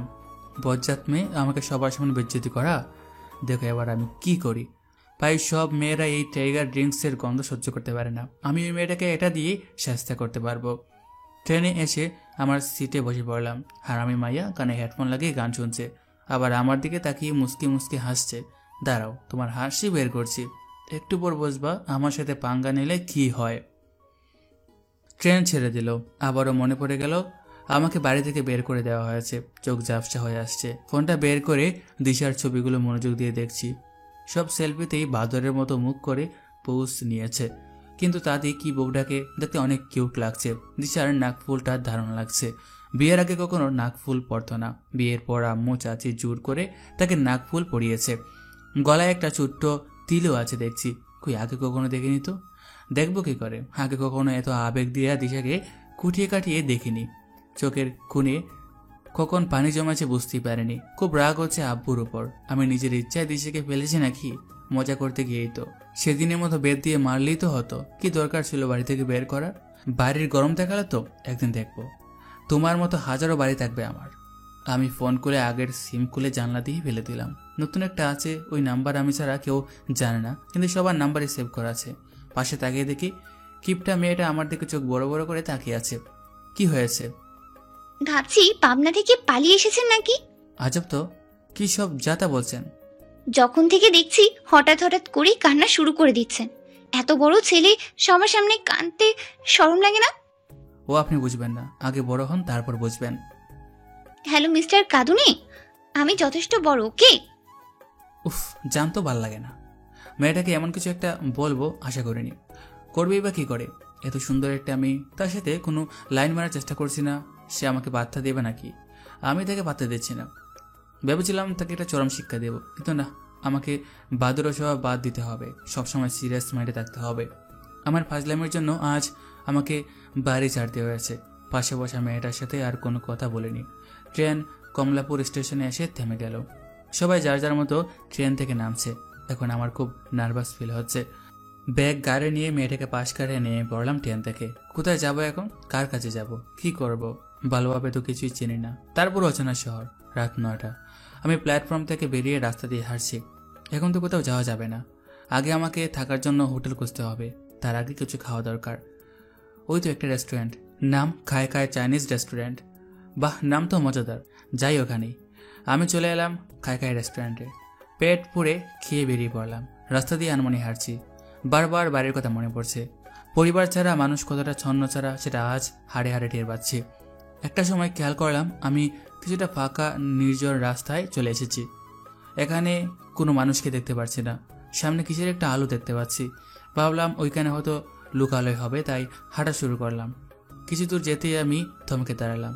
কতগুলো ছেলে একটা কোট প্যান্ট পরা লোকের কাছ থেকে কি যেন কারাকারি করছে। বুঝতে পারলাম আর গুন্ডা। আমি রাস্তার পাশে ছোট্ট জুপের আড়ালে গিয়ে ব্যাগ থেকে ব্লুটুথ বক্স বের করে সেটা ফোনের সাথে কানেক্ট করলাম। অনেক খুঁজে পুলিশের গাড়ির আওয়াজের টোন বের করে প্লে করে দিলাম। গুন্ডাগুলো পুলিশে আসছে ভেবে দৌড়ে পালালো। আমি জুপ থেকে বেরিয়ে সেই লোকটির কাছে যাই। আঙ্কেল, ওরা আপনার কোনো ক্ষতি করেনি তো? এখনও টোনটা জুড়ে জুড়ে বাজছে। লোকটা আমার দিকে ভালো করে তাকালো। কি দেখলো কিছু বুঝতে পারলাম না। তাহলে কোনো পুলিশের ভয়ে ওরা পালায়নি, ওরা টোনের ভয়ে পালিয়েছে। রাস্তা দিয়ে যাচ্ছিলাম, তখনই দেখলাম তারা আপনাকে চিন্তাই করছে, তাই আপনাকে বাঁচানোর জন্য আর কি। বাহ, তোমার তো বেশ বুদ্ধি। তুমি না থাকলে হয়তো তারা আমাকে মেরেই ফেলতো। এরা তো আমার করারই ছিল আঙ্কেল। তোমার বাড়ি কোথায় বাবা? তা এদিকে কোথায় যাচ্ছ? মাথা নিচু করে দাঁড়িয়ে আছি। কি হলো, চুপ করে আছো কেন? আসলে আঙ্কেল আমাকে বাড়ি থেকে বের করে দিয়েছে। কেন বাবা? আমি আঙ্কেলটাকে সব খুলে বললাম। তা এখন যাবে কোথায়? জানি না। তুমি আমার সাথে আমার বাড়ি চলো। আমার বাড়িতে আমি, আমার মেয়ে, কাজের লোক ছাড়া কেউ থাকে না। আমার কোনো ছেলে নাই। আজ থেকে তুই আমার ছেলে। তোর জন্য আজ আমি নতুন প্রাণ ফিরে পেয়েছি। এর ঋণ তো আমাকে শোধ করতেই হবে। কিন্তু আঙ্কেল। আর কোনো কিন্তু নয়, চলো গাড়িতে ওঠো। আমি কিছু না বলে চুপচাপ তার গাড়িতে উঠে পড়লাম। কিছুক্ষণ পর গাড়ি এসে একটা বাড়ির কাছে থামলো। আমি আঙ্কেলের সাথে তার বাড়িতে ঢুকলাম। মামনি, কোথায় তুমি? আব্বু। একটা মেয়ে দৌড়ে এসে আঙ্কেলকে জড়িয়ে ধরলো। আমি বুঝে গেলাম এটা আঙ্কেলের মেয়ে। কিন্তু একই দেখছি আমি, চোখে ভুল দেখছি না তো? সেই টিস্যু কিপটে যে ট্রেনে আমার পাশের সিটে বসেছিল। আমি তো তাকে দেখে মাথা নিচু করে দাঁড়িয়ে আছি। না জানি এখন কি না কি বলে। হালকা চোখ তুলে তার দিকে তাকালাম। আমার গলার পানি শুকিয়ে আসছে। মেয়েটা এমনভাবে তাকিয়ে আছে যেন কোনো হায়না এখনই আমাকে ছিঁড়ে ছিঁড়ে খাবে। মামনি, তোমায় পরিচয় করিয়ে দিই। এই হলো ফয়সাল। ফয়সাল, এই হচ্ছে আমার মেয়ে দিয়া, আমার প্রিন্সেস। এবার ইন্টার দ্বিতীয় বর্ষে। মেয়েটা আমার খুব লক্ষ্মী। ও একটু শুধু রাগ বেশি। আমি কিছু বললাম না, শুধু হালকা করে মাথা নাড়ালাম। দিয়া মামনি, যা ফয়সালকে তোর পাশের রুমে নিয়ে যা। জি আব্বু, আসেন আমার সাথে। দিয়া সামনে সামনে যাচ্ছে, আমি তার পিছু পিছু যাচ্ছি। মাঝে মাঝে বাড়ির এদিকে ওদিকে তাকাচ্ছি। এই হ্যালো, ছিচকাতুনে, এটা আপনার রুম? জি, আমার নাম ফয়সাল, ছিচকাদুনে না। সেই আপনার নাম 2019 সাল হোক, আমার কোনো মাথা ব্যথা নেই। মোদ্দা কথা হলো এটা আমার বাসা। আমি যেভাবে বলবো সেইভাবেই চলবেন। ও সরি, চলবি তুই করে বলছি, কারণ তুই আমার অনেক ছোট। যা এখন ফ্রেশ হয়ে নে। একদম এই কথাগুলো বলে দিয়ে চলে গেল। উফ, এটা মেয়ে না ধানি লঙ্কা, এমনভাবে কথা বলছে যেন হিটলারের মেয়ে। আমার এমন অবস্থা না হলে দেখাতাম আমি কি জিনিস। সাপ দেখছো? সাপুরি তো দেখো নি। তোমার এমন 20 দাঁত ভাঙতে আমার 2 মিনিটও লাগবে না। কিন্তু আমি তেমন কিছু করবো না। পিওর একটা ভালো ছেলে হব। কোনো ধরনের শয়তানি বদরামি করবা না। বাহ, রুমটা তো দারুণ, ঠিক আমার রুমের মতোই। তবুও তো আছে না, আমার রুমের মতো পরিচিত না। নিজের রুমের কথা ভাবতেই মনটা খারাপ হয়ে গেল। না জানি দিশা এখন কেমন আছে, বাড়ির সবাই কি করছে, আম্মু ঠিকমতো ওষুধ খাচ্ছে কিনা। ব্যাগ কার থেকে নামিয়ে ওয়াশরুমে গিয়ে ফ্রেশ হয়ে নিলাম। অনেক ঘুম পাচ্ছে, কাল সারা রাত জেগে পার করেছি। আবার এখন বাজছে 11:40। না, এখন ঘুমাতে হবে। রুমের দরজা লক করতে যাব, তখনই বাবা তোকে খেতে ডাকছে। দিয়া দরজার সামনে এসে। আমার ক্ষুধা নেই, ট্রেন থেকে নেমেই খাই রেস্টুরেন্টে অনেক কিছু খেয়েছি। ঘুমের চোখের পাতা লেগে আসছে। ওকে, গুড নাইট। সে চলে গেল। আমি দরজা লাগিয়ে বিছানায় দপ করে শুয়ে পড়লাম। বিছানায় একপাশে ব্যাগ এখনো আছে, তা কাল সকালে সবকিছু গুছিয়ে নেব। সকালের মৃদু সূর্যের মিষ্টি আলোয় ঘুম ভাঙলো। এই সময়টা কিছুদিন ধরে খুব ঠান্ডা লাগছে। শীতকাল যেন যেতে যেতেও যাচ্ছে না। 1 বছর পর আসবে, তাই হয়তো সবাইকে জানান দিয়ে যাচ্ছে। ইস, শীত চলে গেল, বউটার থেকেও দূরে সরিয়ে দিল। বিছানা থেকে উঠে 2 হাত 2 দিকে করে শরীর মোচড় দিলাম। রুমের ভিতরটা ভালোভাবে দেখছি। মনে হয় এর আগেও কেউ এই রুমে থেকেছে। আরে, একটা ব্যালকনিও আছে দেখছি। ধীরে পায়ে আমি ব্যালকনিতে চলে গেলাম। সূর্যটাকে লালচে দেখাচ্ছে, তার মানে এটা পূর্ব দিক। ভালোই হয়েছে, প্রতিদিন খুব ভোরে উঠে সূর্য ওঠা দেখতে পারবো। খুব সকাল হওয়ায় এখনও তেমনভাবে শরীরের ব্যস্ততা শুরু হয়নি। রাস্তার পাশে কিছু বুড়ো লোক আর মহিলা জগিং করছে। শুধু যে বেশি বয়সের মানুষ জগিং করছে তা না, অনেক ইয়াং ছেলে মেয়েও তাদের ফিটনেস ভালো রাখতে রাস্তার এদিক সেদিক দৌড়াচ্ছে। বয়স্করা তাদের সাথে তাল মিলাতে চেষ্টা করছে, কিন্তু পারছে না। ভাবছি এদের মতো সকাল সকাল দৌড়ালে মন্দ হয় না, আমাকেও তো তৈরি হতে হবে। ব্যালকনি থেকে সোজা ওয়াশরুমে চলে এলাম। ফ্রেশ হয়ে রুমটা গুছাতে হবে, তো এখন থেকে নিজের কাজ নিজে করতে হবে, কারো উপর নির্ভরশীল হলে চলবে না। আমাকে অনেকটা পথ একা একা চলতে হবে, কোনো ব্যাক সাপোর্ট ছাড়াই। আসলে আমরা জীবনকে যতটা সহজভাবে দেখি, জীবন আমাদের ততটা কঠিনভাবে দেখে। রুম নিজের মন মতো গুছিয়ে গোসল করে নিলাম। শরীরে অনেক জীবাণু ছিল, ঠান্ডার দিনে ঠান্ডা পানিতে গোসল করতে বেশ কষ্ট হলো, তাও আবার সকালবেলা। এখন বেশ ফুরফুরে লাগছে। ফোনটা নিয়ে ফেসবুকে লগ ইন করলাম। আমার ফোনে দিশার যত ছবিগুলো সেগুলো অনলিমি করে রাখলাম। এখন নিজের প্রতি খুব রাগ হচ্ছে, মন চাচ্ছে নিজের হাত দিয়ে আমার মাথার বড় বড় চুলগুলো একটা একটা করে ছিঁড়ি। এতদিন হলো আমাদের বিয়ে হওয়া, তাও আমি নিজের বউয়ের আইডির নাম জানি না। অবশ্য একদিন বলেছিলাম তার আইডিটা আমাকে দিতে, কিন্তু সে মুখ বেঁকা করে বলেছিল, তোর মতো শতানকে আমার আইডি দিলে রিয়েল লাইফের মতো ভার্চুয়াল জগৎ আমার জাহান্নাম বানিয়ে দিবি। তার কথা শুনে তখন হিহি করে বুকার মতো হেসেছিলাম, তবে এখন খুব খারাপ লাগছে। ঠিকই তো, আমি তো ওর লাইফটা জাহান্নাম বানিয়ে দিয়েছি। আমার আইডির নাম এমডি আশফাকুল আজম ফসল থেকে জীবন লড়াই রাখলাম। এখন তো আমাকে জীবনের সাথে লড়াই করতে হবে। দিশা নাম লিখে সার্চ দিলাম। আমার চোখ কপালে, বাংলাদেশে দিশা নামের এত মেয়ে আছে জানা ছিল না। আরে দূর, সে তো ফেক আইডিটাও চালাতে পারে। নিজেই নিজেকে বোকা বলে মাথায় বাড়ি দিলাম। ফোনের ডাটা অফ করে ফোন বিছানায় রাখতে যাব, তখনই দরজায় কেউ নক করলো। আমি গিয়ে দরজা খুলে দিলাম। আমাকে কি চাকর মনে হয়? ছি, এসব কেন মনে হবে? আপনাকে তো হারকিপটা মনে হয়। কি বললি? আমার একটু কাজে এসে সরি মুখ ফসকে বলে ফেলেছি। অনেক দিনের স্বভাব তো, একদিনই কি আর বদলাতে পারি? নিজেকে বদলাতে হবে। মানে?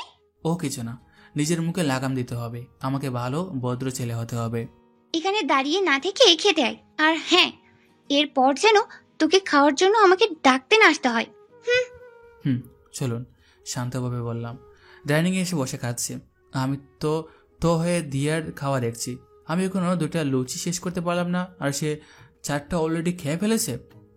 ফয়সাল খাচ্ছ না কেন? খাওয়া দেখছি। আমার মেয়ে ওইভাবেই খায়।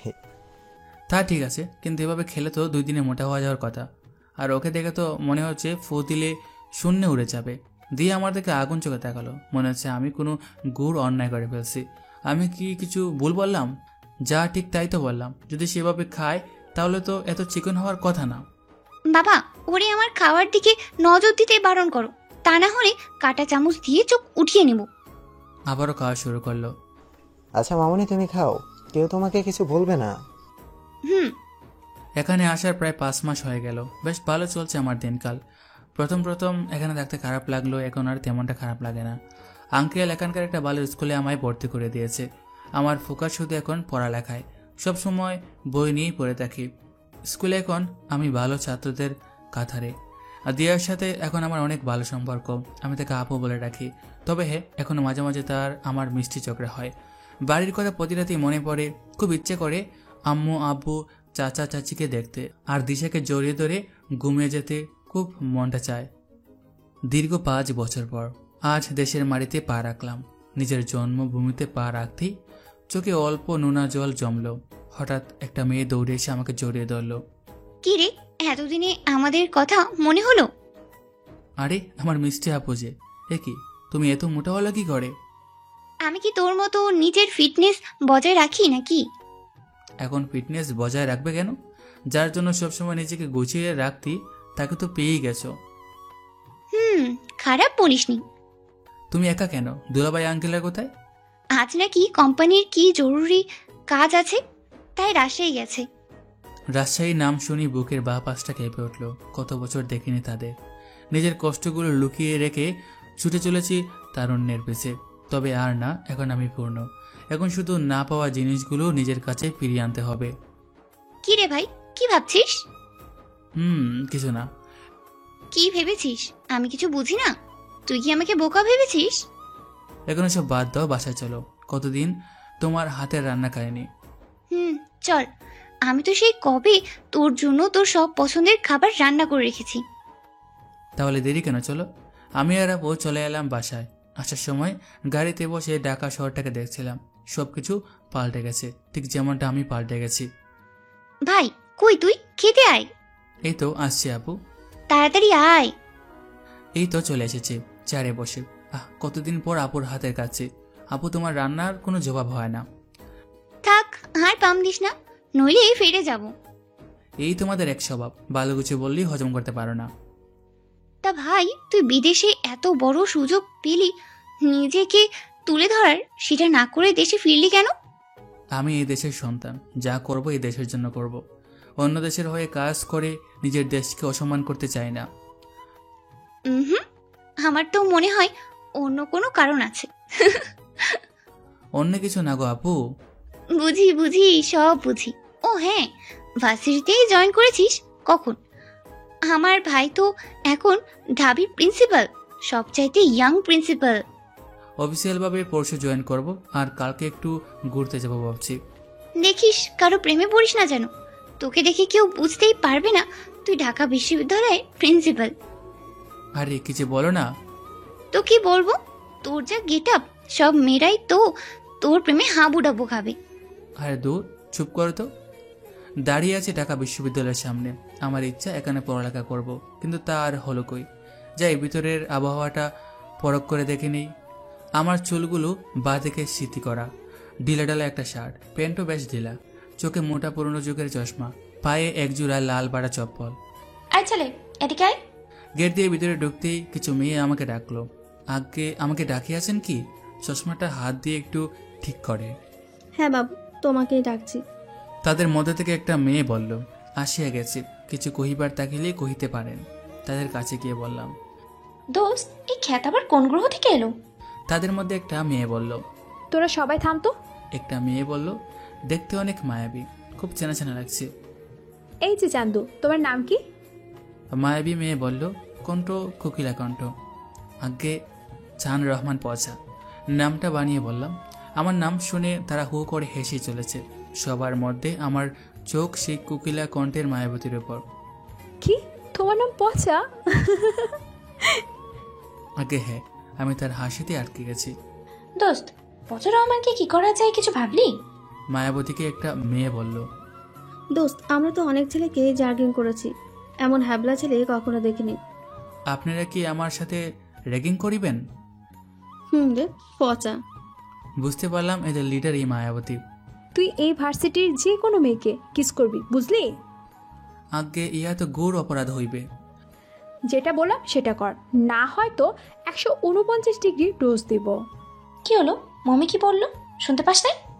আমি সেই মায়াবতীর কাছে গিয়ে তার মাথার পেছনে আমার হাত দিয়ে তার মুখ আমার মুখের সামনে আনলাম। সে কিছু বুঝে ওঠার আগেই তার গোলাপি টুটে আমার টুট লাগিয়ে দিলাম। সে